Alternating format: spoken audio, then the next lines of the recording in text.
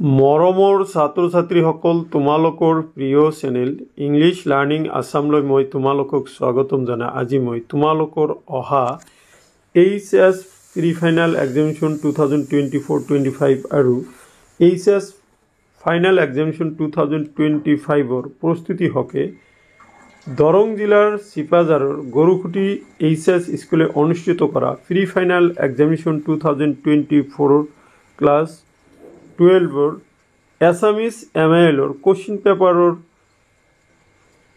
গদ্য ভাগৰ মুঠ 47 নম্বৰৰ প্ৰশ্নৰ সমাধান লৈ উপস্থিত হৈছোঁ অৰ মিলাই 47 নম্বৰ কিন্তু তোমালোকৰ পৰীক্ষাত আহিব 35 নম্বৰ ফুললি এই ভিডিঅ'ত মই তোমালোকৰ আগত সেই কোশ্চিন পেপাৰখিনি সলিউশন কৰি দিম আশা কৰিম এই কোশ্চিন পেপাৰখনৰ সলিউশনে তোমালোকৰ অহা পৰীক্ষাত অহাৰ সম্ভাৱনা থকা প্ৰশ্নসমূহ ইয়াতে পাই যাবা আৰু এনেকুৱা ধৰণৰ প্ৰশ্ন তোমালোকৰ প্ৰি ফাইনেল বা ফাইনেলত হ'ব গতিকে তোমালোকে পলম নকৰি ভিডিঅ'টো চাবলৈ আৰম্ভ কৰা বলাচোন মৰমৰ ছাত্ৰ ছাত্ৰীসকল প্ৰথমতে মই তোমালোকৰ আগত অতি চমু প্ৰশ্নৰ উত্তৰসমূহ আলোচনা কৰোঁ ইয়াতে কোশ্চিন নম্বৰ 1 দিয়া হৈছে যে তলৰ যিকোনো 7টা প্ৰশ্নৰ উত্তৰ লিখা 1 পূৰণ 7 সমান সমান 7 ইয়াতে দিছে ক নম্বৰ লক্ষ্মীনাথ বেজবৰুৱা দেৱে কোন চনত বাৰ্ড কোম্পানীত যোগদান কৰিছিল উত্তৰ লক্ষ্মীনাথ বেজবৰুৱা দেৱে 1916 চনত বাৰ্ড কোম্পানীত যোগদান কৰে খ অমৰ তীৰ্থ কোনখন পুথিৰ ভাৱানুবাদ উত্তৰ অমৰ তীৰ্থ অমৰ খায়ামৰ ৰুবায়ত পুথিৰ ভাৱানুবাদ খ আনন্দৰাম বৰুৱাৰ কাম আৰু সংকল্প দেখি বিস্ময়ভূত হোৱা এজন বিদেশী পণ্ডিতৰ নাম লিখা উত্তৰ হ'ব মেক্স মুলাৰ ঘ কটন কলেজৰ প্ৰথম গৰাকী অসমীয়া অধ্যাপক গৰাকীৰ নাম কি উত্তৰ হ'ব ডক্টৰ সূৰ্য কুমাৰ ভূঞা অংগ নম্বৰ তত্তৰীয় উপনিষদৰ প্ৰথম উপদেশ কি উত্তৰ তত্তৰীয় উপনিষদৰ প্ৰথম উপদেশটো হ'ল সত্য আৰু ধৰ্ম তাৰপিছত প্ৰথম 4 নম্বৰলৈ আহা প্ৰথম 4 নম্বৰত কোৱা হৈছে শিলভদ্ৰই কোনখন গ্ৰন্থৰ বাবে সাহিত্য একাডেমী বঁটা লাভ কৰিছিল উত্তৰ হ'ব মধুপুৰ বহুদূৰ এই মধুপুৰ বহুদূৰ গ্ৰন্থৰ বাবে শিলভদ্ৰই সাহিত্য একাডেমী বঁটা লাভ কৰে দ্বিতীয় চোৱা লক্ষ্যধৰ চৌধুৰীয়ে পৰিচালনা কৰা ছবিখনৰ নাম কি উত্তৰ লক্ষ্যধৰ চৌধুৰীয়ে পৰিচালনা কৰা ছবিখনৰ নাম হ'ল নিমিলা অংক 1955 চনত এইটো কি হৈছিল ছবিখন মুক্তি লাভ কৰিছিল বৰ্গীয় ঝ নম্বৰ আমাৰ বিশ্ব ব্ৰহ্মাণ্ডখনৰ ৰহস্য উদ্ঘাটনৰ ব্যৱস্থাটোক কি বুলি কোৱা হয় উত্তৰ আমাৰ বিশ্ব ব্ৰহ্মাণ্ডৰ ৰহস্য উদ্ঘাটনৰ ব্যৱস্থাটোক আমি বিজ্ঞান বুলি কওঁ সো এইখিনি আছিল 8টা অতি চমু প্ৰশ্ন আৰু তাৰ সমাধান এতিয়া মই তোমালোকৰ আগত এই 7টা অতি চমু প্ৰশ্নৰ সমাধানৰ তোমালোকে যাতে স্ক্ৰীনশ্বট মাৰি ল'ব পাৰা সেইখিনি ব্যৱস্থা কৰি দিছো তোমালোকে আনসাৰখিনি চাব পাৰা অলৰেডি মোৰ গোটেইখিনি চেপ্টাৰৰ ভিডিঅ' আপলোড কৰা হৈছে তোমালোকে তাৰ পৰা 100% কোশ্চিন মই কৈছিলো নহয় এটো গৰুখুটি স্কুলৰ কোশ্চিন 100% তাৰ পৰা কমন পৰিছে তোমালোকে এইখিনি আনসাৰ কৰিব বা লিখি ল'ব পাৰা এতিয়া মই তোমালোকৰ আগত 2 নম্বৰৰ প্ৰশ্নটো লৈ আহিছো তলৰ যিকোনো 7টা প্ৰশ্নৰ উত্তৰ লিখা 2 পূৰণ 7 সমান সমান 14 ক লক্ষ্মীনাথ বেজবৰুৱা কটন কলেজৰ ছাত্ৰ ছাত্ৰীয়ে কিদৰে অভিনন্দন জনাইছিল খ কবিতা আৰু কথা কবিতাৰ মাজত কি পাৰ্থক্য আছে গ কি কথাৰ বাবে আনন্দৰাম বৰুৱা পূজ্য হৈ থাকিব ঘ হস্তি বিদ্যানৰ ভাৰ সংগ্ৰহ পুথিখন কোনে কেতিয়া ৰচনা কৰিছিল অংগ শ্ৰদ্ধেয় দেয়ম অশ্ৰদ্ধেয় অদেয়ম মানে কি প্ৰথম চাপ বৰ্তমান সময়ত চিঠিৰ প্ৰাসংগিকতা কিয় কমি গল ঘ দ্বিতীয় চাপ অসম চৰকাৰে অসমীয়া সিনেমা শিল্পৰ বিকাশৰ বাবে কি ভূমিকা লৈছে বৰ্গীয় ঝ আদিম মানৱে জুইৰ আৱিষ্কাৰ কিদৰে কৰিছিল এই গোটেইখিনিৰ প্ৰশ্নৰ উত্তৰ মই তোমালোকক দিছোঁ আগতে মই তোমালোকক প্ৰশ্নটো কৈ লৈছোঁ এতিয়া তোমালোকে আনসাৰ লৈ এইটো হ'ল 2 ক নম্বৰ প্ৰশ্ন যে লক্ষ্মীনাথ বেজবৰুৱাক কটন কলেজৰ ছাত্ৰসকলে কিদৰে অভিনন্দন জনাইছিল আনসাৰ লৈ আহা শৰীৰত মেলেৰিয়া জ্বৰ লৈ লক্ষ্মীনাথ বেজবৰুৱাই সম্বলপুৰৰ পৰা আহি গুৱাহাটীত উপস্থিত হৈ সন্ধিয়া কটন কলেজৰ ছাত্ৰসকলে আয়োজন কৰা সভালৈ গৈ ছাত্ৰ ছাত্ৰীৰ সকলৰ আগ্ৰহ আৰু আদৰ দেখি অভিভূত হৈ পৰিছিল সভাত ছাত্ৰসকলৰ কোনে ইংৰাজী আৰু অসমীয়াত হৌলা বক্তৃতা দিছিল কোনে সংগীত পৰিৱেশন আৰু কোনে ওজাপালি হৈ সুন্দৰ অঙ্গী ভঙ্গিৰে হাস্য ৰসপূৰ্ণ বিয়া নাম গাই লিখকৰ মনত আদৰ আনন্দ আৰু অভিনন্দন জনাইছিল ওকে এইখিনি তোমালোকৰ আনসাৰ এতিয়া মই তোমালোকৰ আগত খ নম্বৰ প্ৰশ্নটো লৈ আহিছোঁ খ নম্বৰ প্ৰশ্নত আছে কবিতা আৰু কথা কবিতাৰ মাজত কি পাৰ্থক্য আছে তোমালোকে ইয়াতে চোৱা যে উত্তৰ কথা কবিতা গদ্যত ৰচিত আনহাতে কবিতা পদ্যত ৰচিত খ নম্বৰ কথা কবিতাত ভাৱেই প্ৰধান বস্তু ইয়াত মাত্ৰ এটি কেন্দ্ৰস্থ ভাৱ থাকে আনহাতে কবিতাত এটি কেন্দ্ৰস্থ ভাৱ নাথাকে সো দুটা দিবা যেহেতু 2 নম্বৰ দিছিলে নেক্সট কোশ্চেনটো হল গ নম্বৰ কি কথাৰ বাবে আনন্দৰাম বৰুৱা পূজ্য হৈ থাকিব ইয়াতে উত্তৰটো চোৱা কৰ্মৰ প্ৰতি থকা আনন্দৰাম বৰুৱাৰ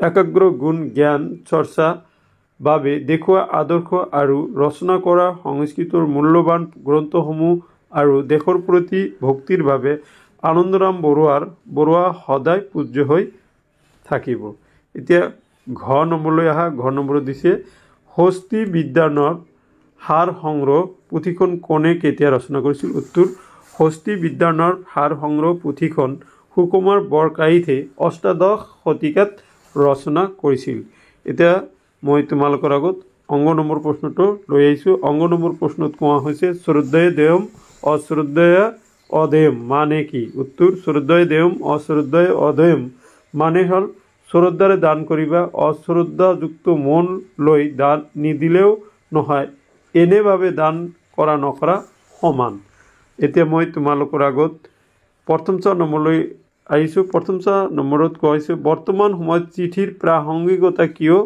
কমি গ'ল এই হপিনে যিখিনি দেখিছে সেইখিনি যোৱা পৰীক্ষাসমূহত আহিছিলে এই সময়ত চিঠিয়ে আছিল মানুহৰ যোগাযোগৰ মূল মাধ্যম কিন্তু বৰ্তমান বিজ্ঞান প্ৰযুক্তিৰ বিদ্যাৰ বিকাশে মানুহৰ মাজৰ যোগাযোগ দ্ৰুত কৰি তোলাৰ ফলত চিঠিৰ প্ৰাসংগিকতা কমি গ'ল আৰু পূৰ্বৰ চিঠিকেন্দ্ৰিক মধুৰতা হেৰাই গ'ল এতিয়া দ্বিতীয় নম্বৰলৈ আহা অসম চৰকাৰে অসমীয়া চিনেমা শিল্পৰ বিকাশত কি ভূমিকা পালন কৰিছে অসম চৰকাৰে অসমীয়া চিনেমা শিল্পৰ বিকাশত তলৰ ভূমিকা পালন কৰিছে এক জ্যোতিপ্ৰসাদৰ স্মৃতিত জ্যোতি চিত্ৰবন সোসাইটি ষ্টুডিঅ' কমপ্লেক্স নিৰ্মাণ কৰিছে 2 ভূপেন হাজৰিকা আঞ্চলিক চৰকাৰী ফিল্ম আৰু টিভি ইনষ্টিটিউট নিৰ্মাণ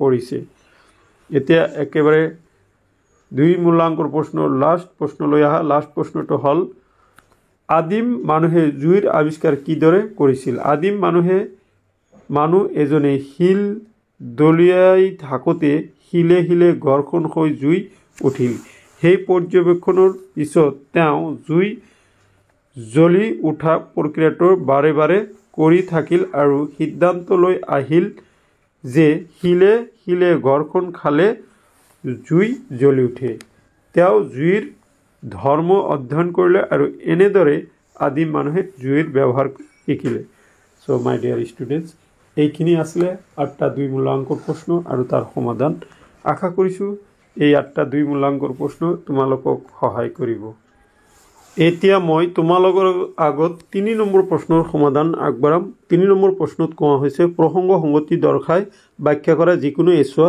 4 পূৰণ 1 = 4 পানীত থাকিও মাছ ভোক কি তৃষ্ণাতুৰ শুনি শুনি হাঁহি উঠে মোৰ।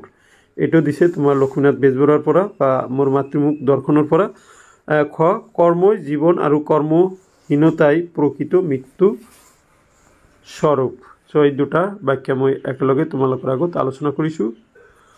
মই আগতে কেইবাটা ভিডিঅ'ত তোমালোকক কৈছিলোঁ অসমীয়াত বাখ্যা কেনেকৈ লিখিব লাগে তাৰ টিপছ সহ আলোচনা কৰিছোঁ। তথাপি আজিও মই তোমালোকক অলপ মনত কৰাই দিওঁ। বাখ্যা লিখাৰ আগতে তোমালোকে পোনপ্ৰথমতে কাম এটা কৰিব লাগিব কি যে বাখ্যা লিখাৰ আগত পোনপ্ৰথমতে প্ৰসংগ, তাৰপিছত সংগতি, তাৰপিছত বাখ্যা আৰু শেষত মন্তব্য এটা, নিজৰ মন্তব্য এটা দিব লাগিব। প্ৰসংগ কথাটো হ'ল এই বাক্য কথা ফাঁকি বা কবিতা ফাঁকি কোনখন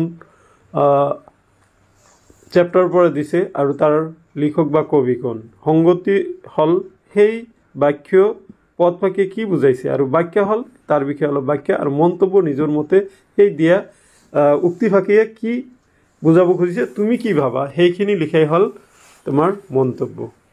এতিয়া মই তোমালোকক এটা বাখ্যাটো কৰি দিছোঁ। ইয়াতে আছিলে কি ৩ ক পানীত থাকিও মাছ তৃষ্ণাতুৰ শুনি শুনি হাঁহি উঠে মোৰ।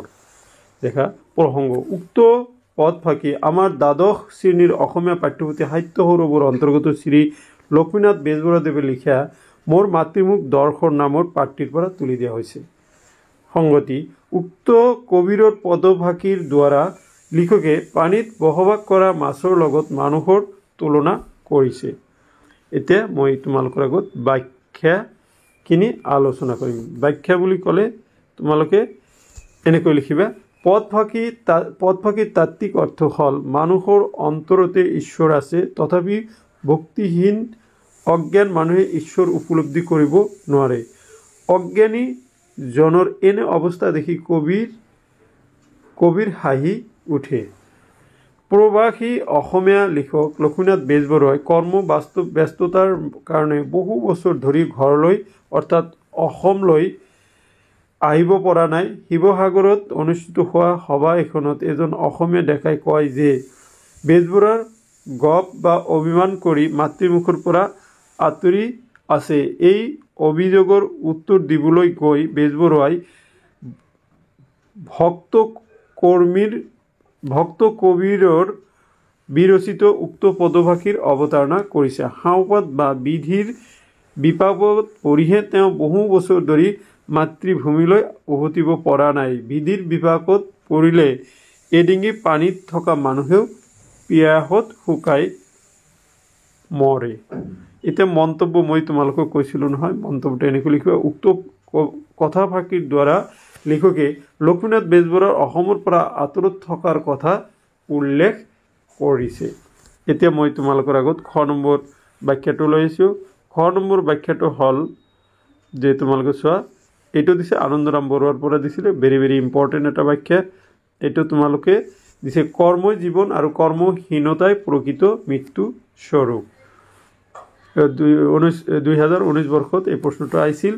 উক্ত ইয়াতে প্ৰসংগটো তোমালোকে লিখি ল'বা। মই আগৰটো যেনেকৈ দিছোঁ সেনেকৈ লিখিবা, ইয়াতে লিখা হোৱা নাই। উক্ত কথা ফাঁকি আমাৰ পাঠ্যপুথি সাহিত্য সৌৰভৰ অন্তৰ্গত উপেন্দ্ৰ চন্দ্ৰ লিখাৰুদেৱে লিখা আনন্দৰাম বৰুৱা নামৰ প্ৰবন্ধটিৰ পৰা তুলি দিয়া হৈছে।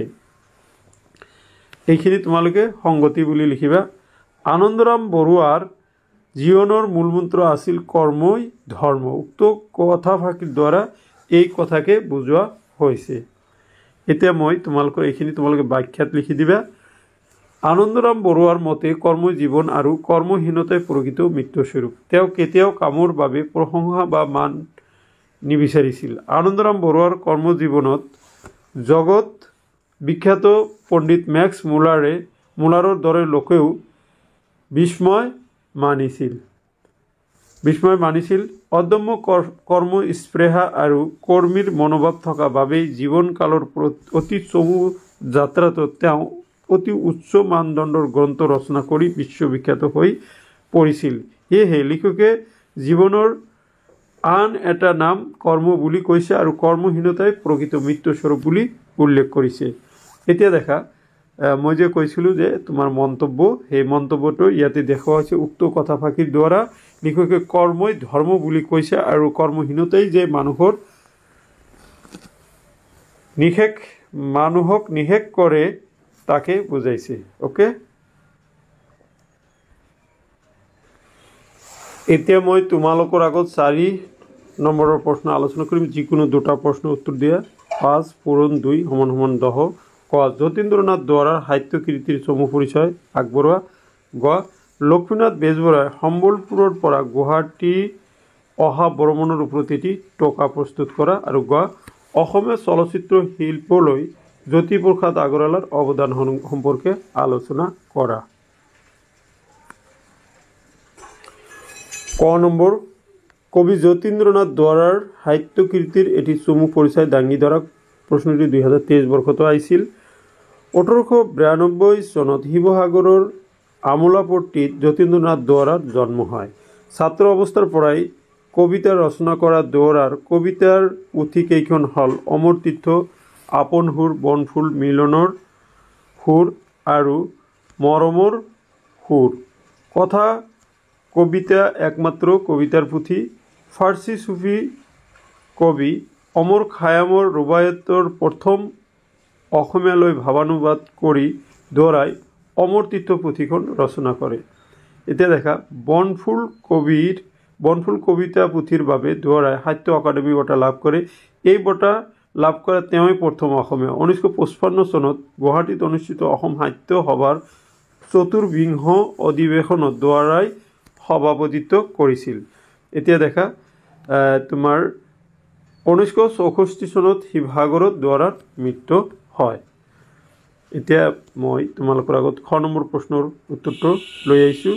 খ নম্বৰ প্ৰশ্নত কোৱা হৈছে যে মোৰ মাতৃমুখ দৰ্শন পাঠটিৰ আধাৰত লক্ষ্মীনাথ বেজবৰুৱাই সম্বলপুৰৰ পৰা গুৱাহাটীলৈ কৰা ৰেল যাত্ৰাৰ চমু বিৱৰণ আগবঢ়োৱা। 2017 বৰ্ষত প্ৰশ্নটো আহিছিল।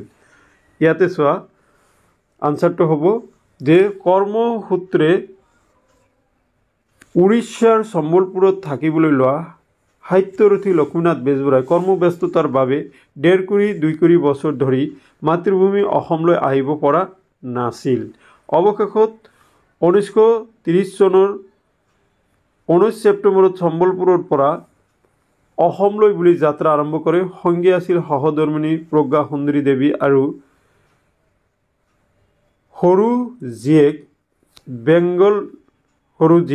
বেংগল নাগপুৰ ৰেলেৰে সম্বলপুৰৰ পৰা 2 ঘণ্টা যাত্ৰা কৰি তেওঁ ঝাৰচুগুড়া জংচনত নামে আৰু তাৰ পৰা কলিকতা অভিমুখী ৰেলত উঠে। তেওঁলোকে লগত খোৱা বস্তু নিয়া নাছিল, যাৰ বাবে তেওঁ পৰিয়ালটো ভোকে লগনে যাব লগা হ'ল। 19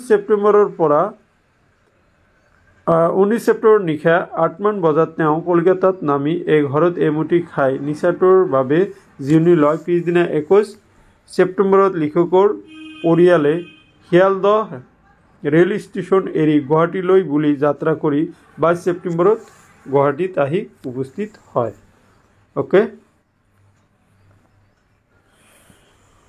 গ নম্বৰৰ প্ৰশ্নৰ উত্তৰলৈ আহা। গ নম্বৰ প্ৰশ্নটো আছিল অসমীয়া চলচ্চিত্ৰলৈ জ্যোতিপ্ৰসাদ আগৰৱালাৰ অৱদান সম্পৰ্কে আলোচনা কৰা। 2022 আৰু 2019 বৰ্ষত প্ৰশ্নটি আহিছিল। আনচাৰলৈ আহা। অসমীয়া চলচ্চিত্ৰলৈ ৰূপকোঁৱৰ জ্যোতিপ্ৰসাদ আগৰৱালাৰ অৱদান অতুলনীয়। তেওঁ আগবঢ়োৱা অৱদানসমূহ হ'ল: 1. সাহিত্যৰথী লক্ষ্মীনাথ বেজবৰুৱাৰ জয়মতী কুঁৱৰী নাটকৰ আলমত তেওঁ নিৰ্মাণ কৰা জয়মতীৰে অসমীয়া চলচ্চিত্ৰ দুৱাৰ মুকলি হয়। 2. বিদেশৰ পৰা অসমীয়া চলচ্চিত্ৰ নিৰ্মাণৰ প্ৰশিক্ষণ লৈ আহি তেজপুৰৰ ওচৰৰ ভোলাগুৰি চাহ বাগিচাত কাঠ বা কলগছ আদিৰে চিত্ৰবন ষ্টুডিঅ' সাজি উলিয়াই 3. লাহোৰ ষ্টুডিঅ'ত জয়মতীৰ সম্পাদনা কাম কৰিছিল।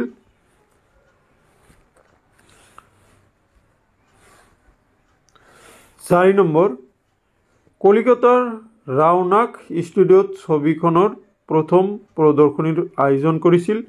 আৰু 5 নম্বৰ অতি কষ্টৰে আইদেউ সন্দিকক জয়মতীৰ নায়িকাৰ অভিনয় কৰাইছিল।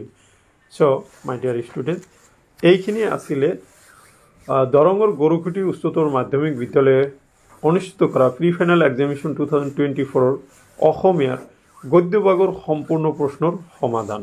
এতিয়া মই তোমালোকৰ আগত প্ৰশ্নখিনি দেখাই দিম। নেক্সট ভিডিঅ'ত তোমালোকৰ আগত পদ্য ভাগ নতুবা ব্যাকৰণ ভাগ আলোচনা কৰিম। নিশ্চয় তোমালোকে সেইখিনি চাবা বুলি আশা ৰাখিছোঁ। এতিয়া মই তোমালোকৰ আগত কুৱেশ্যনৰ বাকীখিনি অংশ দেখাই দিম। তোমালোকে 5 নম্বৰ প্ৰশ্নটো চোৱা, পদ্য ভাগৰ পৰা দিছে। মই অলপ চলো কৰি দিছোঁ যাতে তোমালোকে স্ক্ৰীনশ্বট মাৰিও ঘৰতে নিজেও অধ্যয়ন কৰিব পাৰা, নহ'লে মোৰ ভিডিঅ'ৰ কাৰণে অপেক্ষা কৰিব পাৰা। এতিয়া মই তোমালোকৰ আগত 6 নং প্ৰশ্নটো দেখাই দিছোঁ। 6 নং প্ৰশ্নত ওকে, তোমালোকে স্ক্ৰীনশ্বট মাৰি ঘৰত নিজেও অধ্যয়ন কৰিব পাৰিবা। 7 নম্বৰত প্ৰসংগ সংগতি দৰ্শাই ব্যাখ্যা দিছে। দেখা ব্যাখ্যা প্ৰসংগ সংগতি দৰ্শাই ব্যাখ্যাখিনি চাই যোৱা। ওকে, 8 নম্বৰত দিছে কবিতাৰ মূল ভাৱ দিছে। এতিয়া মই তোমালোকৰ এই মূল্যবোধৰ শিক্ষা 9 নম্বৰ 10 11 নম্বৰ প্ৰশ্নটো আলোচনা কৰি ইয়াতে দেখা, ইয়াতে 3টা প্ৰশ্ন 9 নম্বৰ 10 নম্বৰত 3টা দিছে আৰু 11 নম্বৰত চুমুটকা দিছে 2টা। এতিয়া তাৰপিছত দিছে ব্যাকৰণ ভাগ লৈ আহা। ব্যাকৰণ ভাগত দিছে 12 চমুকৈ লিখা যিকোনো 2টা শব্দ বিভক্তি কাক বোলে, অসমীয়া ভাষাত শব্দ বিভক্তি কি কি, কীৰ্তপ্ৰত্যয় কাক বোলে। একেবাৰে মই যিখিনি ভিডিঅ' দিছোঁ গোটেইকেইটা তোমালোকৰ কমন। ইপিনে 13 নম্বৰতো চোৱা, তোমালোকে যদি ভিডিঅ' চাইছা তেতিয়াহ'লে আৰু একো চাব নালাগে, গোটেইখিনি ব্যাকৰণ ভাগ মোৰ ভিডিঅ'ৰ পৰা কমন পৰিছে। আৰু ৰচনা মই সামাজিক মাধ্যম দিছিলোঁ, অসমৰ কুটিৰ শিল্প, বিজ্ঞান আৰু প্ৰযুক্তিবিদ্যা, দূৰদৰ্শন এইকেইটা দিছে। গতিকে আশা কৰিছোঁ যিসকলে পৰীক্ষা দিছে নিশ্চয় তোমালোকৰ পৰীক্ষা ভাল হৈছে, আৰু যিসকলে পৰীক্ষা হোৱা নাই বা হ'ব তোমালোকে এই ভিডিঅ'টো নিশ্চয় চাবাই, কাৰণ এই ভিডিঅ'ৰ দ্বাৰা তোমালোকৰ অহা পৰীক্ষাসমূহত ভালেখিনি সহায়ক হৈ উঠিব। থেংক ইউ ফৰ ৱাচিং।